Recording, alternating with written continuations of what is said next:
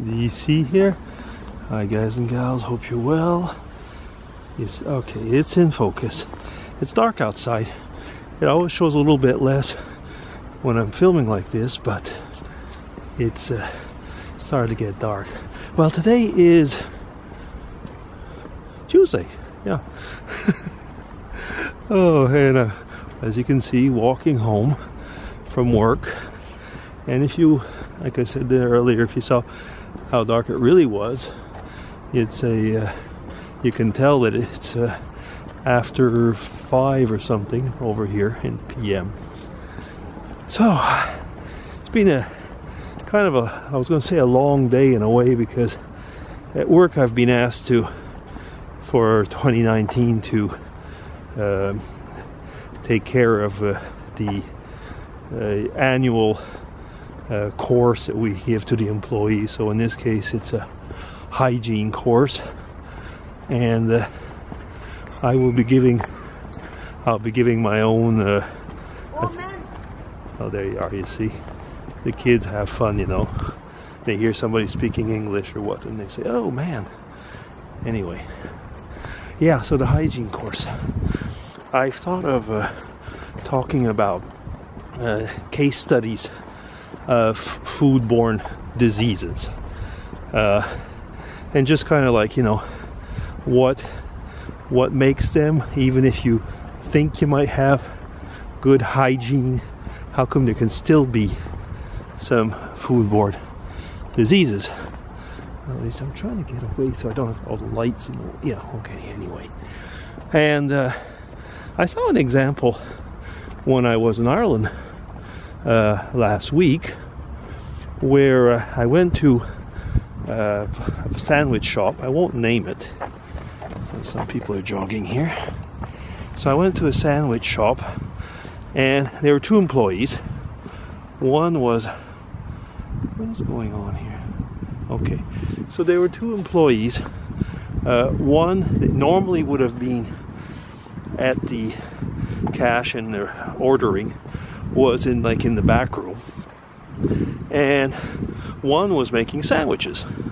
So the one making sandwiches had on plastic gloves, which is okay, that's good, doing her work, preparing sandwiches for later on in the day. So I come along, and the one in the back room, I guess she says, "Oh, could you take care of this customer?" So she came over to me, and I said what I wanted. It was still breakfast, so I said I wanted some porridge and some tea. And so she tells me how much it is. I give her the money. She gives me some change, and I noticed, you know, she never took her gloves off. Gave me the change. That's one of the worst places eventually for bacteria from people. And after she did that, well, she went back to work. So you can see there's a very good example. It was, I would say, a young employee just didn't think about it. And, well, depending on the contamination, probably nothing, maybe a lot. But it came to me after, and I said, don't think I want to eat those sandwiches now. So there's that real danger, you know. It's very easy. Anyway, so that's just one example, but the case studies that I want to talk about are, you know, cases that could happen and actually have fatal consequences. Yeah. Yesterday, some of you might have noticed, I put up a couple of videos, collab with Irene. We'd been talking about for a while, making a comic book out of stills of our older videos, or sometimes we had actual pictures. And quite a challenge in a way, because when we were making those videos like 7-8 years ago, yeah, I think it's like 7 years ago, we were not using high definition cameras as we are now. By far not, actually.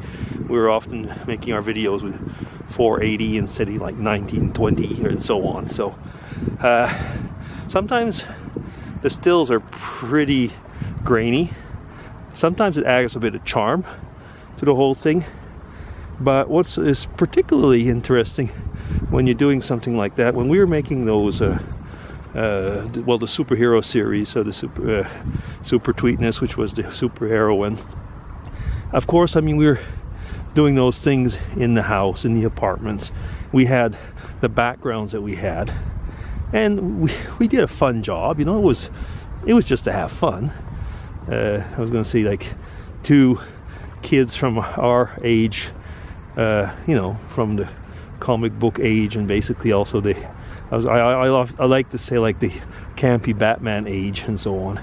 And I read a lot of the really old golden and silver age Wonder Woman or Superman and so on. So I mean, you can feel elements of that in the plots that we made. Well, we were talking about making comic books. We were saying, well, we can use photo editing programs to basically change the scenes and do things that we were never able to do. I mean, like, I've got scenes where Super Tweetness is flying, for example. Well, I mean, best as she could have tried, we were not able to make her fly 7 years ago. But, you know, like, she had taken pictures, like, you know, with hands outstretched as if she was flying, in case we tried something.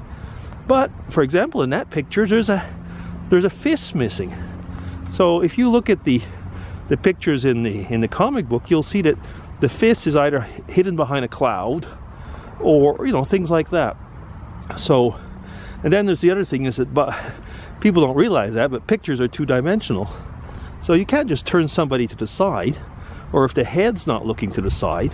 So sometimes, you know, you got to kind of chop off the head and put it on the same person's body, for example, which is in another position, so that you can have the head looking elsewhere, and stuff like that.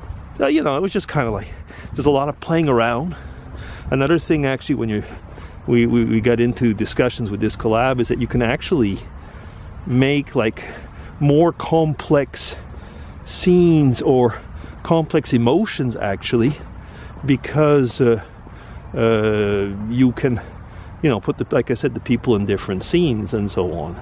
So, for example, the bad guy can be really bad, or as you will see if you look at part 1, we pulled out the elf on the shelf collab, and she will have a completely other role, of course, and so on. And I'm not going to say too much, because I want you to, well, we're going to want you to watch. We're going to have a part 1 and a part 2. Part 2 is going to be pretty complex, actually, because there's going to be emotions and feelings of some of the participants that we could not have had come out. Or, for example, like I said, we didn't even think then that we hadn't even done the elf when we did the Super Tweetness series, so we couldn't have the elf in the series. She didn't exist, so to say, and so on. At one point or another, I'd asked Irene, I said, I might need a few clips, and she said, well, I'd have to find the costume again. So you can see there's a certain bunch of logistic things here. So basically, we are working with old clips and photoshopping. Basically, I work with another program. It's called Affinity Photo, but it's just like Photoshop, actually. So working with that, and layers and masks and whoever, you know, if you go these things, and it makes it a lot of fun, actually. So yeah, you know, it's one of the things. So I'm really, really busy at work.